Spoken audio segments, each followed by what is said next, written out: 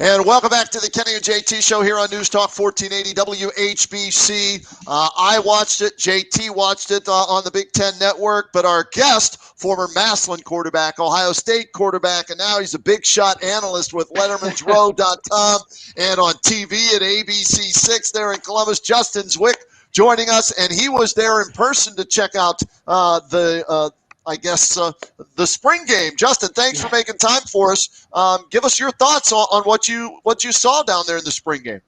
Well, it was a glorified game, I think is what you were looking for, with the no-hitting and, just doing some different things. But it's something they had to do. They're so banged up. I think that, they just wanted to get out of this spring with no more injuries. So I understand that part. The game itself, I thought it went as expected. When you get down in there, and I have bad memories of this, because when we were there, we would split the team up, and we'd play 4 quarters. And it was quarterbacks were getting hit. It didn't matter. We were just kind of doing that. And you're using, maybe a walk-on or a third-string offensive line. You're trying to piece together guys. And so it makes it tough to really go out and have a great day, because you just don't have your normal routine of guys that you're used to. So going into this, I didn't expect the quarterbacks to really shine too much, just because it was going to be kind of messed up on the offensive line and throwing to different guys, different timing.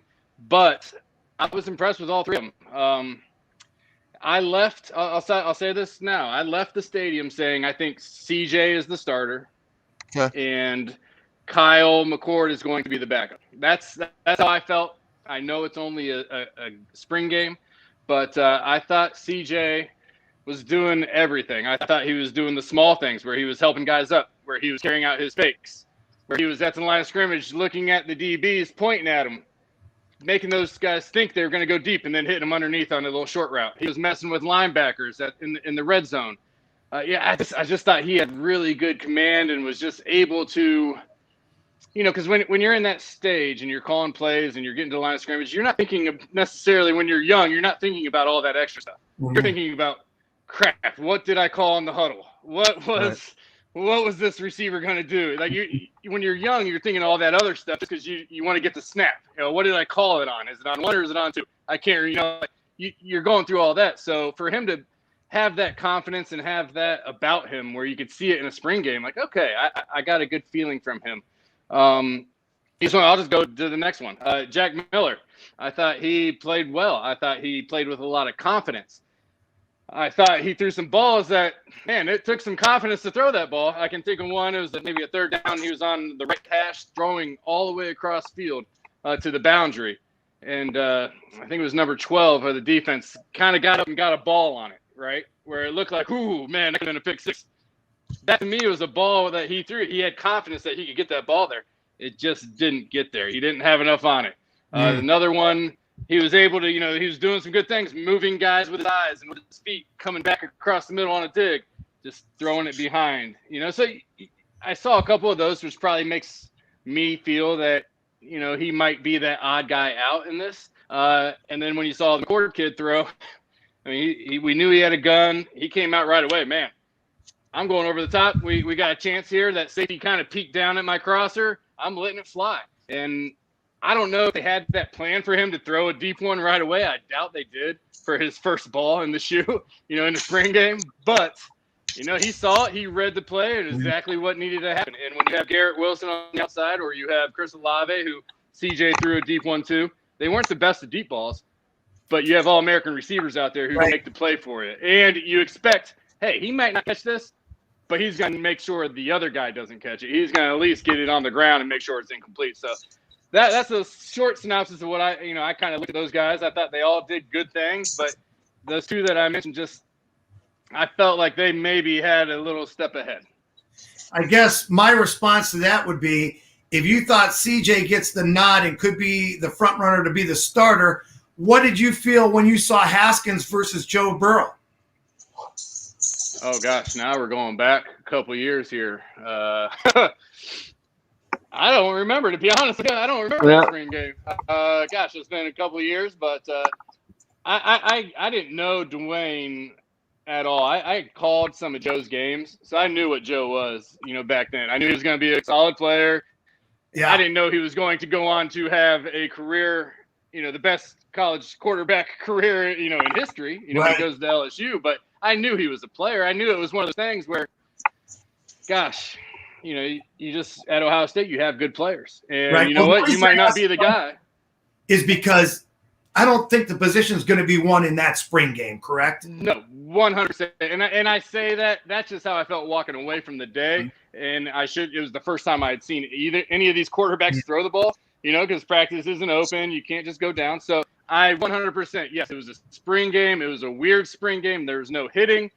Teams are all mangled up. You don't have your normal guys. It's just when you're in that position, who jumps out at you, right? And that's why a lot of fans are at that game, 19,000, 20,000 are at that game saying, and CJ really looked like the guy. We had heard that buzz coming into the spring game that maybe he had a step ahead. Look these young two guys or these other two guys that are here, we don't know much about Jack because he didn't get a ton of practice time last year except for in season, which was strange. He didn't get that spring ball to really go out and have a spring game to himself. And then a young freshman, how do those guys handle it? I thought they all three did good. I just thought those two, to me, looking forward, maybe those would be your two guys, and it makes the most sense timing-wise as well because you got Jack and CJ in the same class, right? So if CJ is looking to be that guy, Jack's probably going to say, hey, all right, well, we got another 5-star behind me and another 5-star coming in. Amazing. I'm probably, going to go see what happens. Now, a lot can change. You got to get through the summer healthy, and Jack may get in there and may work harder than the other two all summer long and come into camp ready to rock.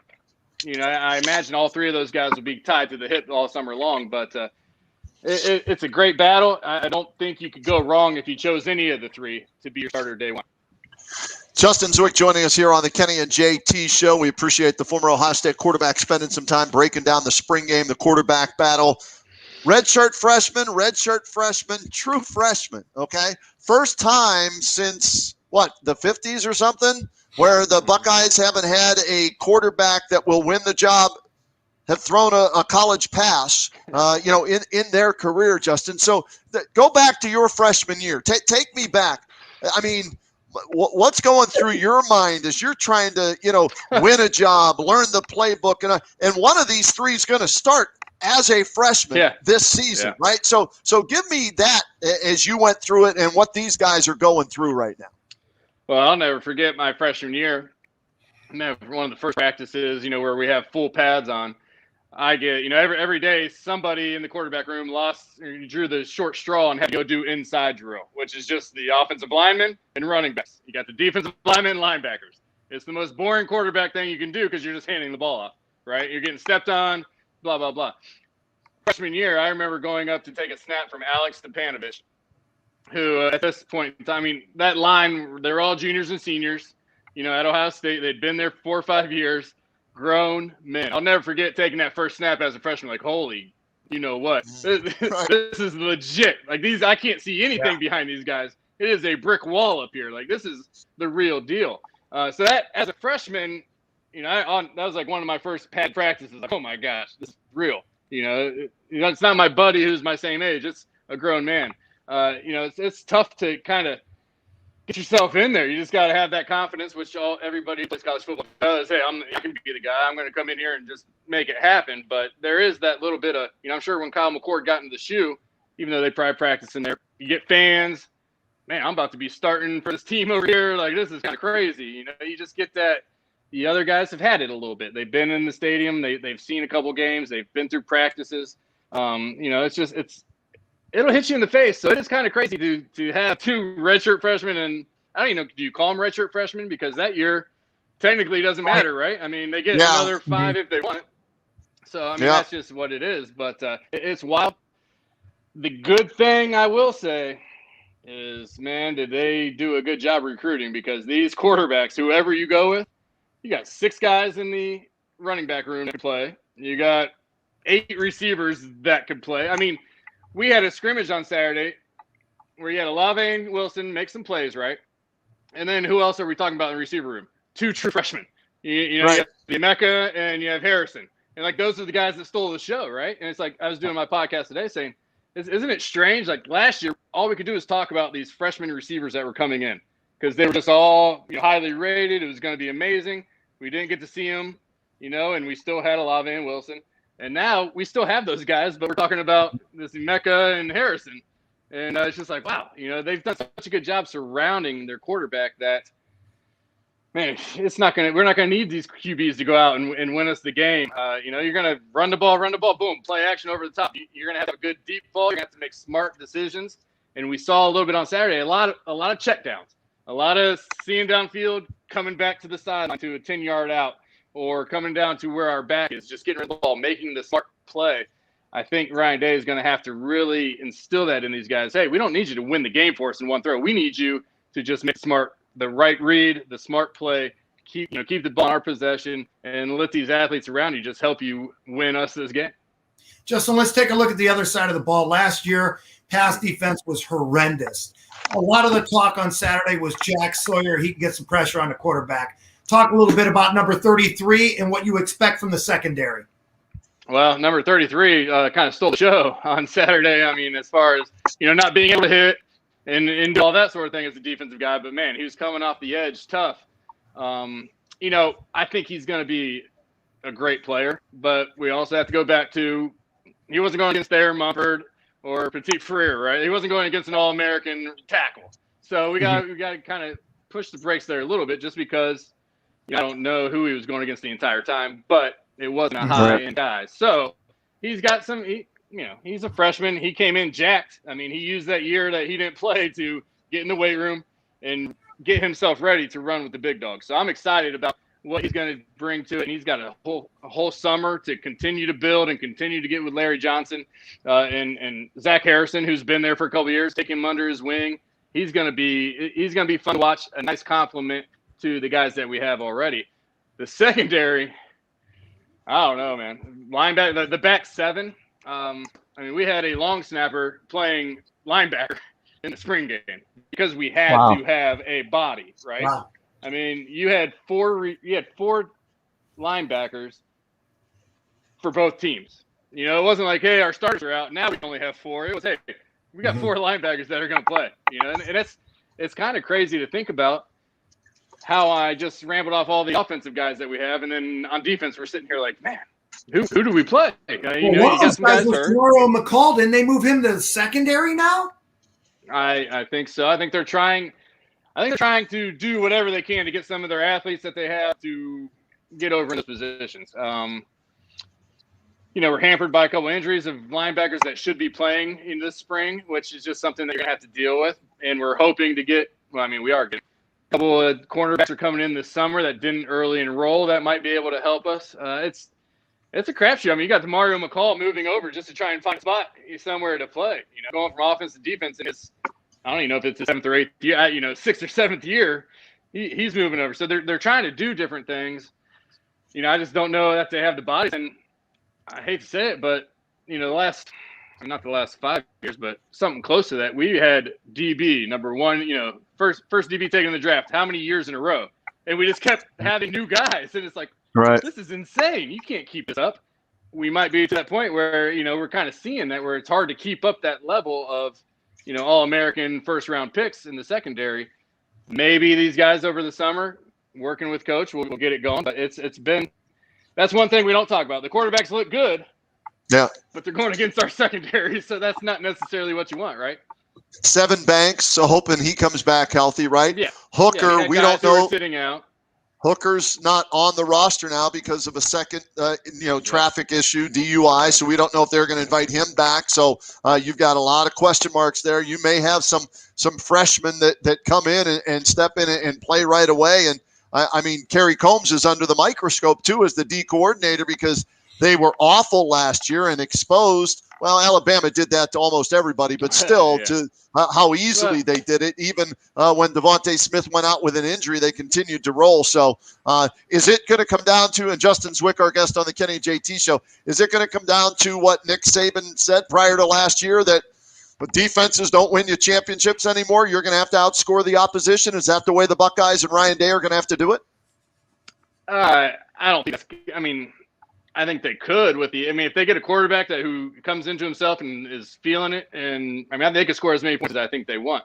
But I'm not giving up on our defense that fast. Okay. I think seven was out, for the spring. If he was in there playing, maybe there's a lockdown corner there that we see make some plays. We had Cam Martinez has been hurt, right? He's been on and off the field. Who else did we lose last year? We lost. He tore his knee up. Can't think of. Proctor. Is Proctor back? And did Proctor play? I don't think he played. Did he? Right. No. Yeah. So we have some injuries there. We have some things that we need to get right. And if those guys can stay healthy, I think that helps that secondary out. But when you start messing with 2 or 3 guys getting injured, and those are supposed to be your starters, you're in a tough position as a coach to just get somebody out there that you can trust to run the right defense or be in the right coverage at all times. Justin, all right, go ahead, JT. We saw what Ryan Day said after this scrimmage, that the Buckeye program is still behind schedule. It's hard for us to imagine you're behind schedule after you played for a national championship just a couple of months ago. We understand what happened during the season last year and all the games that they weren't able to get on the field for. Explain how they get back on track and how long it might take them to get where he thinks they should be. Gosh. I think these 15 practices definitely helped. I would love if the NCAA says something along the lines of, hey, we know this has been a crazy couple years or a year and a half. We're going to give you 8 hours, for 2 or 3 weeks throughout the summer to be with your guys. We know we missed spring here. We had a bunch of freshmen that didn't get a bunch of time or weren't on the field. We're going to give you maybe some walkthrough time with coaching and, film work during the summer. I think that would be a big thing if it were to happen. Just Allie bringing it up, me and Bobby Carpenter were talking about it in our podcast today, just about, I guess there's some rumblings of that going on, maybe they get off their butts and do something. But the 15 practice is big. It's just about camp. I don't know when they get back to, heck, tell you this, Jack Sawyer becomes a beast. You got Zach Harrison, Smith on the edges. That's going to make you forget about some of that secondary problem, right? You're getting that edge rush or you're getting pressure on the quarterback. So we didn't really have that last year. I guess Jonathan Cooper kind of created that towards the end of the year, getting an edge rush and being that guy putting pressure on. But, for the most part, these quarterbacks sat back there and kind of dissected our secondary. So I think it all plays together. I don't know that one more camp is going to make them ready. They're just so young and, they just aren't allowed to do a lot of things together in big groups over the last year and a half or so. So, the spring was big, getting a normal camp, knowing they're going to have a game whenever that first game is. We had Jonathan Cooper on a couple weeks ago, and he's like, people didn't understand how weird it was for us this past year. Practicing all week, and then all of a sudden, boom, no game this week. He's like, he was telling us what he was doing when he found out the Michigan game was canceled. He's like, we were full in 100% on these guys, and then boom, it's ripped from you just like that. He's like, that is such a weird thing. So having a normal camp, having a normal schedule that they know is going to happen. You never know, but they think is going to happen. I think that helps the team, helps everything just kind of fall into place. Now, is the secondary going to learn how to play like some of the guys we've seen in the past? We'll see. But I know Kerry Combs is working on them cats to make sure that he's not answering more questions at the end of this year saying, hey, you've been here 2 years. What's going on, right? Absolutely. Hey, Justin, we could talk for hours with you, man, but we appreciate the time. You give us great insight as always. Where can they find that podcast with you and Carpenter for people out there that want more? It's just LettermanRow.com. So it's started by an old teammate of ours, and they got Austin Ward and Jeremy Birmingham on there. They do a lot of recruiting things. And Tim May's on there, too, the legendary Tim May. Yep. Yeah, we know about Timmy. I got one more question here, Brian. Hey, Brian, let me ask you this. It's a 3-parter, but I got one more question. Thank you very much. All right, hey, we'll do this again sometime in the not-too-distant future. All right, Justin, we always appreciate the time. Be well, my friend. Thanks for coming on with us. No, you guys too. Thanks for having me. All right, Justin Zwick checking in with the Kenny and JT show here on WHBC. Back with more right after this.